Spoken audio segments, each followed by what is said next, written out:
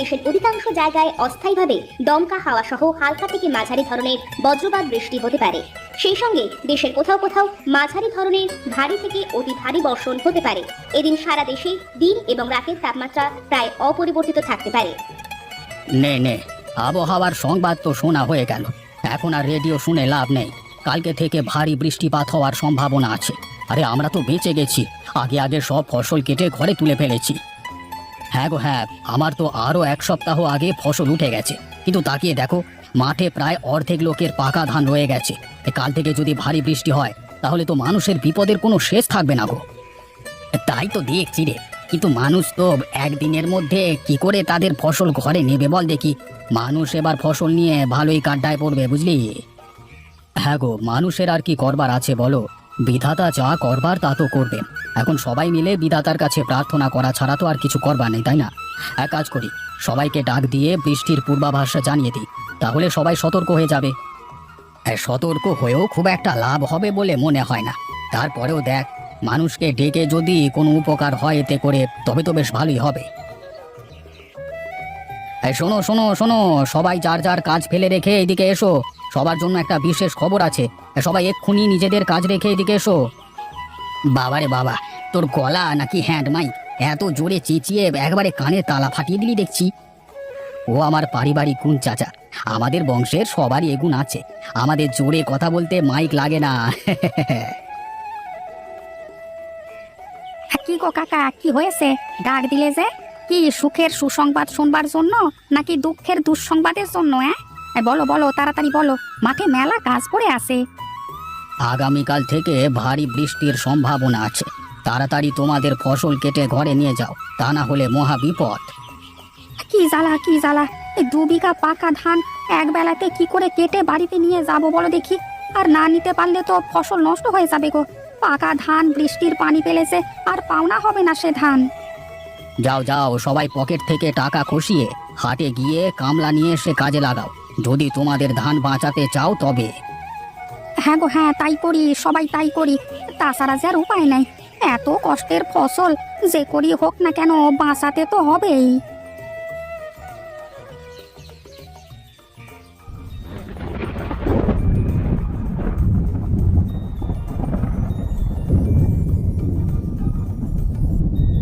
দে দে, তাড়াতাড়ি আমার হাতে একটা একটা করে দে ধানের আটি, আমিও ভালো করে গাড়িতে সাজিয়ে দিই।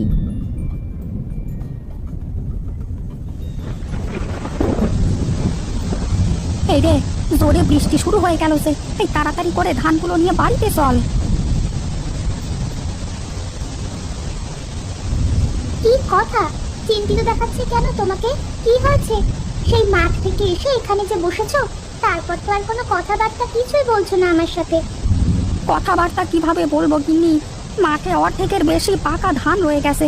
এমনিতেই আমাদের জমিটা অনেক নিচু, শুধু আমাদের জমিটা না, মাঠটাই তো অনেক নিচু জায়গায়। হালকা বৃষ্টি হলেও ওখানে অনেক পানি বেঁধে থাকে।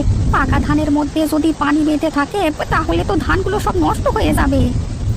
চিন্তা করে আর কি করবে বলো? যা হবার তা তো হবেই। এত চিন্তা করে শরীর খারাপ করে কোনো লাভ আছে বলো? বিধাতা বিপদ দিয়েছেন, বিধাতাই উদ্ধার করবেন। তুমি এত চিন্তা করো না তো, দেখবে সব ঠিক হয়ে যাবে। ঘরে গিয়ে খাবে নাকি এখানে খাবার আনবো বলো? সেই সকালবেলা থেকে তো তোমার নাওয়া খাওয়া সব বন্ধ হয়ে গেছে। না গিন্নি না, এখন খাবো না। বৃষ্টি থামলে তারপরে মাঠে গিয়ে মাঠের কি অবস্থা দেখে তারপর খাবার খাবো। এখন আমার কোনো কিছু ভালো লাগছে না। দেখো কাণ্ড, মাঠে পাকা ধানের ওপর বৃষ্টি পড়েছে বলে কি খাবার খাবে না? আমি ভাত বাড়ছি, তুমি এসে খেয়ে নাও।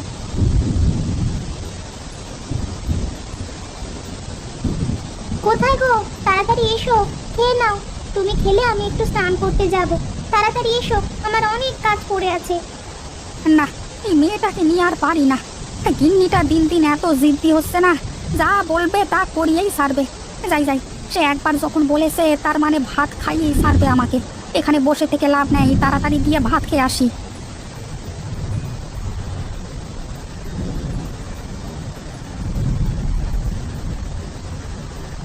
ওই দেখো, এই খাবার ঘরের জানালা দিয়ে দেখা যাচ্ছে বাইরে বৃষ্টির ফোঁটা অনেকটা কমে এসে। আমি ছাতাটা নিয়ে গিয়ে দেখে আসি মাঠে পানি জমে গেছে কিনা। যদি মাঠে পানি জমে না যায় তাহলে তো বেঁচে গেলাম, আর পানি জমে গেলে তো সব শেষ গো। আচ্ছা ঠিক আছে, যাও যাও, তাড়াতাড়ি ফিরে আসবে কিন্তু। মাঠে গিয়ে আবার এই বৃষ্টি কাতার মধ্যে কাজ শুরু করে দিও না, তাহলে আবার অসুস্থ হয়ে পড়বে। তখন আমাকে আবার কাজ কাম সব ছেড়ে দিয়ে তোমার সেবা যত্নে লেগে পড়তে হবে। আচ্ছা আচ্ছা ঠিক আছে, আমি মাঠের দিকে গেলাম। মাঠে গিয়ে শুধু মাঠের অবস্থাটা দেখি চলে আসবো, বেশি দেরি হবে না আমার।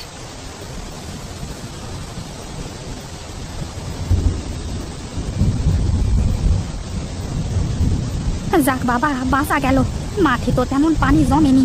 যদি আর বৃষ্টি না হয় তাহলে কালকে সকাল থেকে আবার ধান কাটতে পারবো। যাই যাই, এখন এখানে থেকে আর কোনো কাজ নেই, বাড়িতে ফিরে যাই।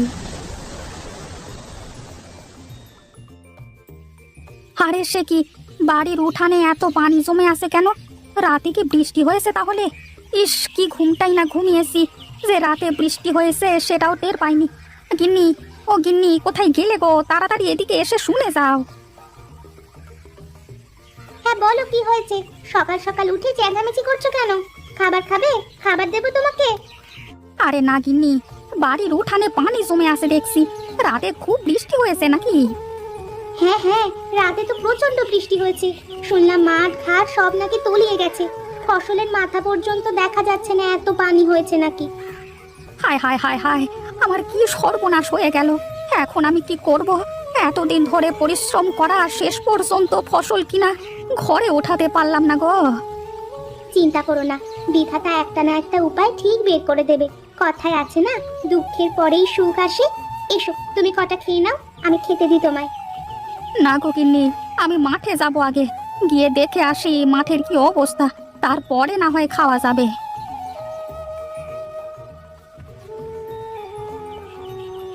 আরে রামু কাকা, তুমি এখানে বসে আছো যে, মাঠের দিকে যাবে না? কিছু জানো না নাকি? মাঠে গিয়ে কি আর হবে, সব তো শেষ হয়ে গেল। মাঠ ঘাট নাকি সব তলিয়ে গেছে, ফসল কাটবো কি করে? এবার ভারী লোকসান হয়ে গেল। আরে যেটা হয়ে গেছে তুমি এখনো সেটা নিয়ে পড়ে আছো কেন বলো তো?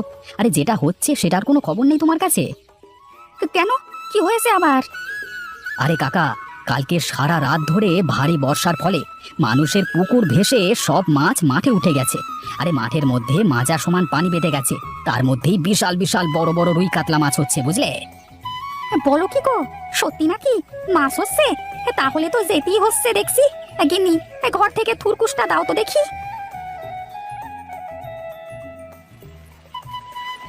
ওই দেখো দাদা, এই বলেছিলাম না মাঠে অনেক মাছ হচ্ছে। এই চলো চলো, মাছ ধরতে লেগে পড়ি। হ্যাঁ হ্যাঁ, চল চল, তাড়াতাড়ি চল।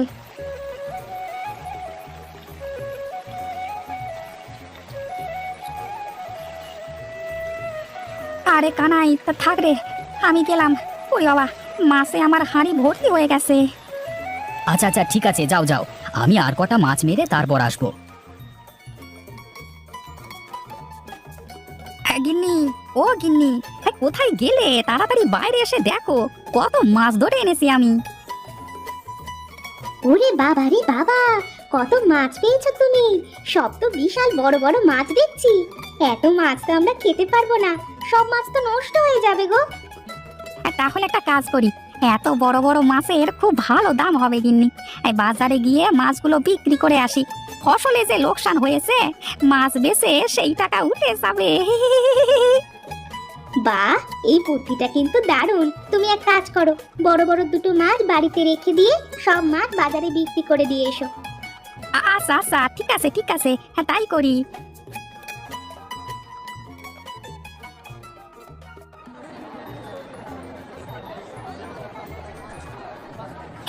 আসলেই এই জন্যই লোকে বলে, বিধাতা যা করে মঙ্গলের জন্যই করে।